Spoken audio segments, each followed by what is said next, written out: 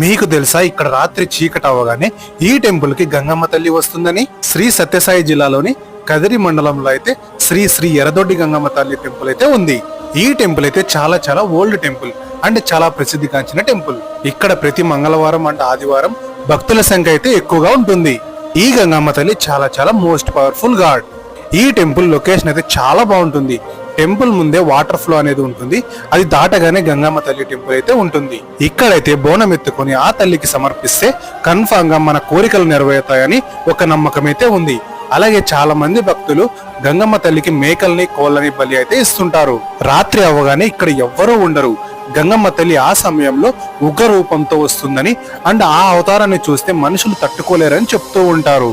మీరైతే ఈసారి కదిరి వైపు వెళ్తే ఈ గంగమ్మ తల్లి టెంపుల్ అయితే దర్శించుకోండి. అంతా మంచిగా జరుగుతుంది.